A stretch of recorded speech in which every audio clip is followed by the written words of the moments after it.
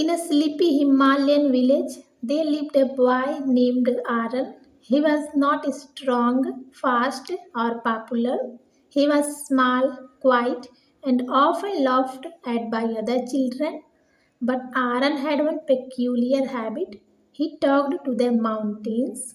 Every morning, while others played or worked, Aaron would climb a rock and whisper, "One day I will become as strong as you."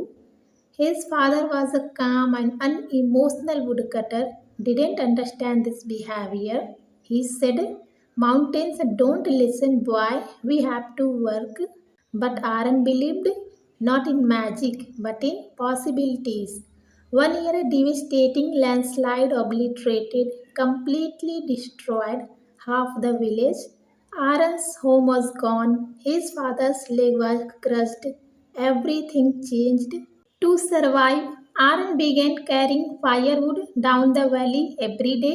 The weight bent his back, blistered his hands, and bruised his feet, yet he never stopped. Some villagers pitied him, some even mocked him. He talks to mountains but can't even feed himself. Aaron didn't respond, but each day he pushed before the tallest peak and whispered, "I am not done yet."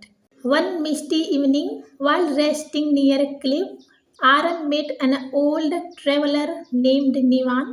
The man watched Aaron's struggle with his load and offered help. "You carry wood like you are carrying the world," he said.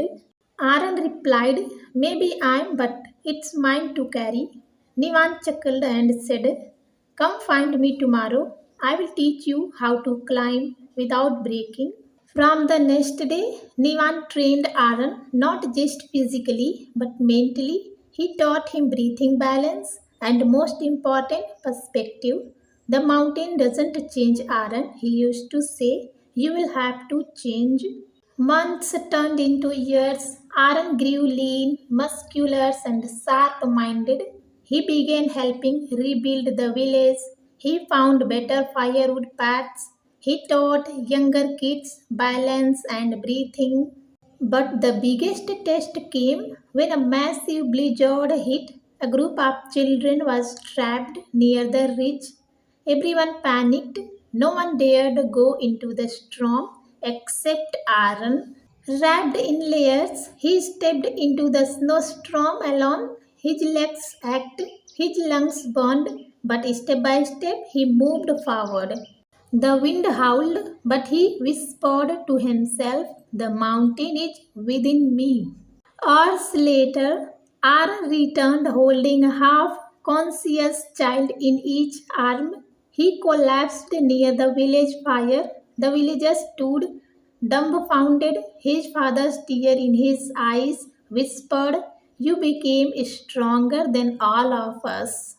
The same rock where he once whispered now bore a small statue, a boy facing mountains with a smile. Levan was never seen again. Some say he was never real, just a guide sent by destiny. Years later, Aaron opened a school in the hills, mountain within academy. There were no blackboards. Lessons were taught through hikes, stories, and storms.